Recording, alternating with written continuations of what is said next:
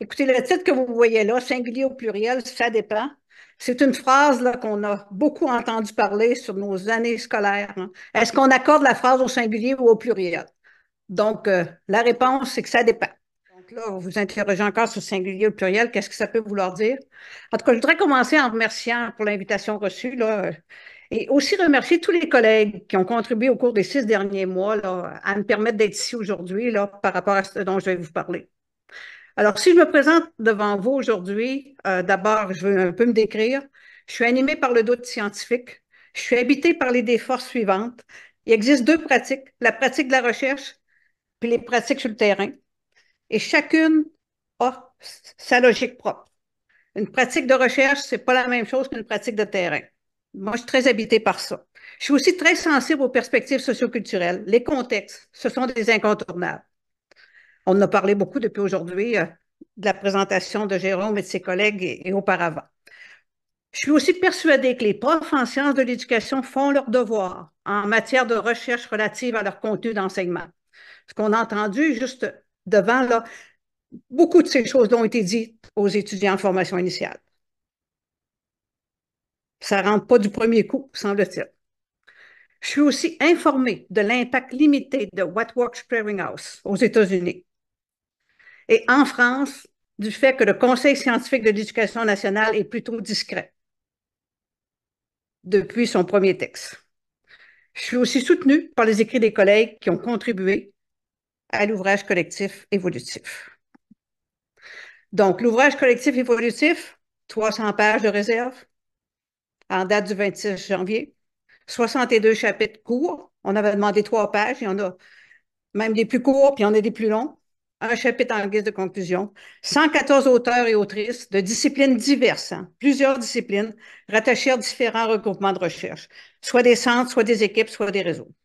13 thèmes abordés, le dernier ouvrant sur les propos d'autres auteurs et autrices de l'éducation. 9 éditions parues à date, un site web dédié à l'ouvrage. Tout ce qui est sur le site web peut être téléchargé, utilisé dans les milieux, ainsi de suite.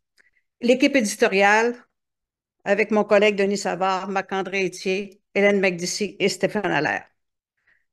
Alors, l'ouvrage, ces thèmes, sans vous les nommer, vous pouvez les lire plus rapidement. La prochaine version, à la fin février. Alors, ceci m'amène au plan de ma présentation. Alors, je vous présente un petit regard que j'appelle humaniste, pédago-existentiel, possiblement, sur l'administration de l'éducation, l'apprentissage en classe et les résultats anticipés.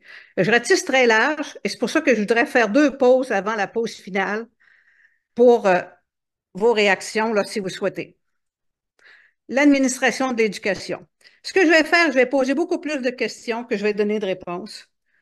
Souvent, ce qui oriente l'action, c'est plus la question que la réponse. En ce moment, notre situation, c'est qu'il y a des paris et il y a des défis. Je donne 2 exemples. Un premier pari, il faut augmenter le taux de réussite, le taux de diplomation des garçons avec des difficultés scolaires. Ça, on semble s'entendre là-dessus. Mais le défi, c'est de retenir à l'école publique les bons élèves dont les parents vont avoir le moyen de les envoyer au privé. Un autre pari, c'est de réduire la pénurie d'enseignants par l'offre de programmes courts et d'un livre de recettes. Le défi, retenir les bons enseignants à l'école publique. Voilà pour les paris et défis. On a aussi des certitudes, puis on a des questions. Par exemple, une certitude, appliquer la gestion axée sur les résultats est incontournable dans l'état actuel ou à venir des finances publiques. Les gens qui ont le pouvoir présentement semblent vraiment penser ça, et cette idée-là semble omniprésente, de manière tacite ou explicite, chez bon nombre de personnes, acteurs et actrices de l'éducation. Comme question, quels résultats voulons-nous? Quelles mesures voulons-nous prendre pour obtenir ces résultats? Et ces mesures seront prises dans quelles conditions? Une autre certitude, il faut asseoir les décisions administratives sur la science. C'est très désirable. On semble vraiment penser ça. Notre ministre en est certainement persuadé. La science, hein, et non pas les sciences, hein. Vous voyez l'allusion au singulier et au pluriel ici. La théorie et la pratique, ce sont deux cultures, deux pratiques, deux logiques d'action. Peut-on le reconnaître? Il y a aussi des craintes et des souhaits. Une crainte, c'est qu'il y a réduction de l'expérience d'apprentissage de l'élève, l'expérience scolaire, mais plus spécifiquement l'expérience d'apprentissage des élèves en classe, avec ce qui s'annonce là sur ce qu'on va vouloir conserver comme données dites probantes pour avoir plus de cohérence. Le souhait, c'est que les élèves apprennent plus vite. Ceux qui apprennent plus vite ne s'ennuient pas trop et ne soient pas ceux et celles qui, à leur tour, vont décrocher. Une crainte, une chute libre aux tests internationaux, puisqu'il nous paraît souhaitable qu'un tel virage ne se généralise pas dans les pays de l'OCDE. Si tout le monde prend le néolibéralisme, on s'en va avec ça, comme on en discutait cet avant-midi, bien là, peut-être qu'on n'aura pas cet effet-là.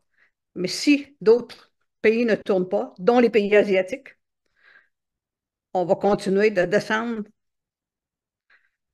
dans le palmarès. Un souhait, c'est ne pas trop perdre de capacité collective. Au plan de l'innovation, au plan des approches plurielles, pour les élèves, le goût d'apprendre pendant tout le temps que la phase dans laquelle on est engagé, pendant tout le temps qu'elle va durer cette phase-là. L'apprentissage en classe. Bon, qu'est-ce qu'on a? On a des élèves enrhumés, puis on a des élèves en difficulté. Donc, c'est à mon tour de vous poser une question. Puisque les résultats promus en matière de pédagogie explicite s'appliquent surtout aux élèves en difficulté, et les auteurs par rapport à ça le disent, ils sont très, très limpides là-dessus, faut-il pour autant obliger, voire généraliser cette méthode?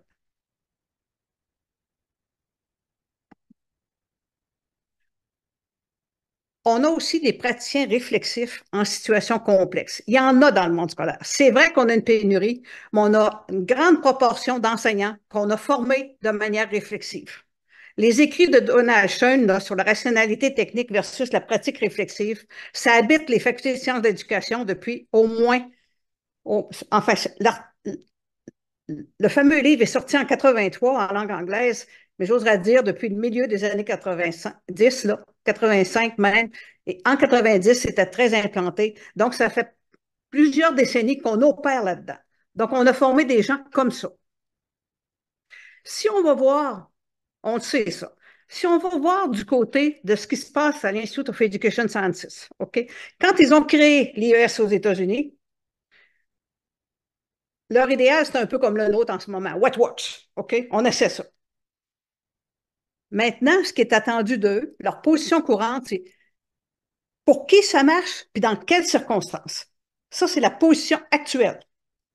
Pour avoir discuté avec eux déjà depuis quelques années, il y a un des directeurs qui m'a même dit, faites pas l'erreur qu'on a faite dans le passé, lorsqu'il était question d'une innée autour des années 80, autour des années 2015. Ce qui est attendu aussi, c'est des résultats interprétés plutôt qu'une application mur à mur. Ça, les enseignantes et les enseignants nous l'ont dit par la voix de leurs syndicats et autrement. Ils veulent avoir des résultats, mais ils veulent pouvoir les interpréter. Ils ne veulent pas une application mur à mur. Puis ce qu'on commence déjà à voir en milieu scolaire, c'est des directives qui les contraignent là-dessus de plus en plus. Les enseignants sont rarement fidèles au modèle arrêté et ils l'adaptent.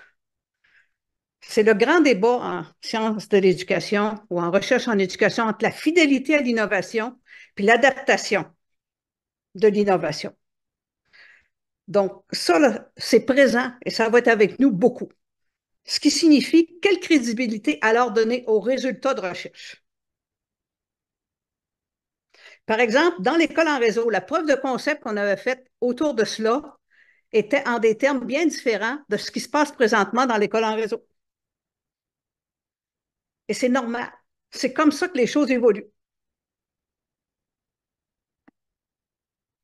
On a aussi des didactiques, on a des pédagogies qui sont crédibles. On n'a pas une, on en a plusieurs. Donc, ce qui est suggéré ici, c'est qu'il importe de diversifier les façons de faire apprendre, Autrement dit, d'élargir plutôt que de rétrécir le canal de réussite des élèves. Quand ça ne fonctionne pas d'une façon, il faut pouvoir en utiliser une autre façon, ou une autre, ou une autre. Élargir le canal des réussites importe beaucoup. Ce qui est suggéré aussi, c'est de douter qu'une quête de cohérence, à savoir un rétrécissement du canal qui va nier les réalités complexes de l'élève, de la classe, de l'école, de la communauté, que les recherches en éducation ont permis de comprendre, il faut en douter de ça. Il faut douter d'une telle quête de cohérence. Ce qui est suggéré aussi, c'est qu'il importe de miser sur l'agentivité des personnels. On a vu des beaux exemples d'agentivité aujourd'hui. Il faut continuer dans ce sens-là, absolument. Et si quelqu'un exerce son agentivité, il ne faut pas qu'à l'autre niveau, la personne soit brimée de son agentivité. Donc, parce que ça peut être ça qui se produit aussi. Dernière suggestion, cultiver le rapport au savoir des jeunes.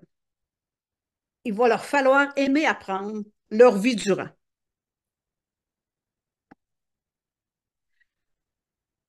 Et là, quelque chose qui est plus près de mon propre domaine de recherche, il y a des risques à prendre à l'ère du numérique et de l'intelligence artificielle.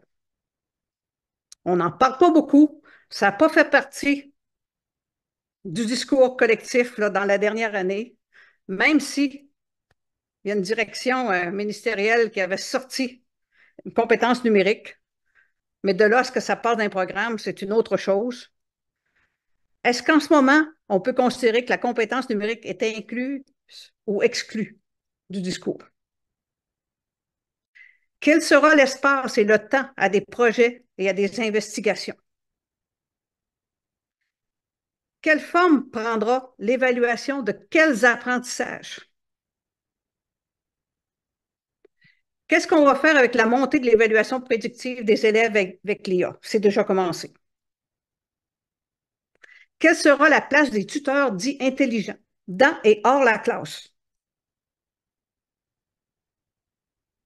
Quelle forme prendra la coexistence hors classe et en classe avec les robots conversationnels? Donc, dernière petite section, les résultats anticipés. Prémisse. Le climat d'incertitude qui règne et le virage à droite qui se produit dans plusieurs pays sont favorables aux réponses simples, occultant les spécificités et les réalités complexes. Le PL23 et l'INE reposent sur une théorie du changement chancelante. Ça, c'est les prémices. Donc, les recherches sur l'enseignement et l'apprentissage en classe. Alors, qu'est-ce qu'on a? On a des résultats dits probants par voie d'accumulation appliqués à des élèves et à des contextes différents. Par voie d'accumulation, c'est que les résultats les plus probants, ils datent d'un bon nombre d'années. Ils sont accumulés. Alors, ceux qui ressortent le plus, c'est ceux par rapport auxquels on a le plus de résultats qui datent d'études qui reculent dans le temps, autant que des plus récentes. Donc, ça, il faut être conscient de ça. Ce qui ressort à la surface, on est dans cette logique d'accumulation, si vous voulez. On peut dire qu'on arrive à décontextualiser les données. Oui, de manière générale, mais ça ne s'applique jamais à une classe, ça ne s'applique jamais à des élèves en particulier. La moyenne des petits pois, ça ne dit rien sur chacun des petits pois. En plus, on a des résultats de recherche qui sont souvent obtenus en milieu protégé. Si vous prenez groupe expérimental, groupe contrôle, là, si on parle plutôt de la recherche qui se fait en psychodéducation, là, on est souvent dans des milieux protégés. On met là en place des conditions qui n'existent pas par la suite sur le terrain. Mais on a obtenu des résultats.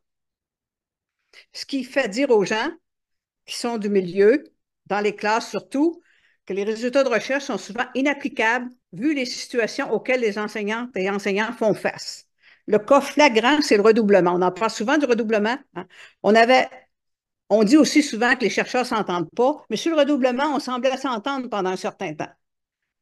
Mais en même temps, combien de fois, au conseil d'administration du centre de recherche que j'ai dirigé pendant quand même 9 ans,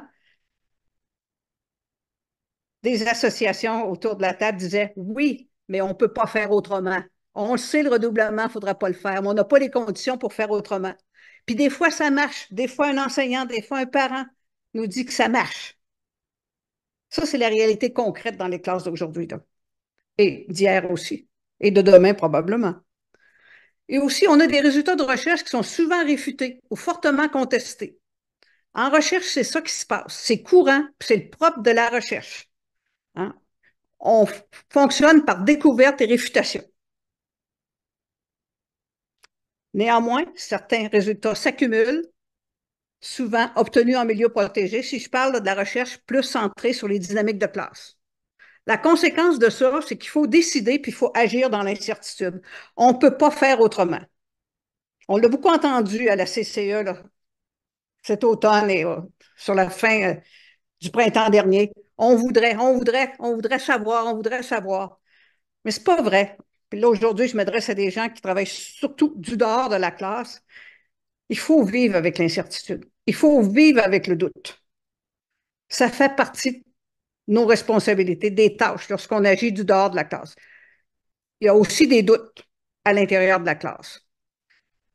Mais vouloir les certitudes, ce besoin de certitude en ce moment qui est ressenti, là, ce besoin d'avoir une formule, ça risque de nous faire bien plus de tort qu'autre chose. Oups. Bon, des avenues possibles. Regardons-en quelques-unes. Est-ce qu'il faut rendre les dites données probantes sur comment enseigner disponibles rapidement? Probablement. Mais de manière plus économique, on pourrait simplement interroger ChatGPT. Ça coûte 20$ par mois ou encore sa prochaine version. Et mon petit doigt me dit qu'à l'INE, ils vont en faire beaucoup de ça. Mais on pourrait peut-être le faire directement. Ça coûte 20$ par mois, puis c'est absolument étonnant ce qui va nous sortir, parce que finalement, les synthèses que va sortir l'INE, ça va être des, ça va être des généralités. Puis déjà, on n'est pas content de ce que ChatGPT nous sort, parce que c'est justement ça, des généralités. Mais il fait le tour passablement d'une question. Essayez-vous, ça vaut la peine. Payez 20$ par mois, au moins pour une couple de mois, pour regarder, puis vous allez le mettre après. Et moi, je présume que d'ici quelques temps, ça va être dans le budget des CSS. Autre avenue, s'assurer que les élèves ont accès à chaque année à des profs réflexifs. Devant le problème de pénurie, il faut absolument pouvoir que l'expérience de l'élève puisse être autant avec des profs qui ont eu finalement une formation assez réduite. Je ne veux pas parler de techniciens ici, là, mais si suivent le livre de recettes, ça va ressembler à ça. Il faut que chaque élève, à chaque année, ait droit à des profs réflexifs à côté de d'autres professeurs qui vont avoir un bagage plus réduit. C'est absolument important. Il va falloir aussi prendre des risques en ce qui concerne la compétence numérique et l'IA. Les données probantes, ils ne vont pas de ce côté-là en ce moment. On passe notre temps à dire ah, mais on n'a pas de vrais résultats sur les résultats scolaires des élèves quand on utilise les technologies de l'information, de la communication. C'est normal, ça dépend de comment on évalue en grande partie. C'est normal parce qu'il y a une grande diversité dans les approches là-dessus. Mais pour autant, on ne peut pas tourner les talons. Puis il faut trouver les façons d'intégrer cela. Il faut développer des façons que la compétence numérique fasse partie de l'expérience scolaire des élèves. Et l'intelligence artificielle, savoir utiliser ça. C'est évident qu'il y a des problèmes de tricherie en ce moment, etc. Mais il faut composer, puis il faut être capable de voir le côté positif de ça, le côté proactif. Ça s'en vient et ça va se développer à une vitesse vertigineuse là, dans les prochaines années. Essayez de trouver des élèves qui ne connaissent pas ça en ce moment. Il y en a, mais regardez le nombre de ceux qui connaissent ça. C'est croissant et très rapidement. Autre piste, reconnaître les acquis, savoir savant et d'expériences variées des instances qui étaient ou sont encore en place afin de produire les données les plus parlantes possibles pour les acteurs de première ligne et les preneurs de décision à tous les niveaux du système éducatif. Ici, je fais un clin d'œil au Conseil supérieur qu'on fait sauter pour le primaire et le secondaire. Je fais un clin d'œil aussi au CETREC, dont l'avenir est en question, sa subvention de base ayant été éliminée par l'autre ministère qui les subventionnait.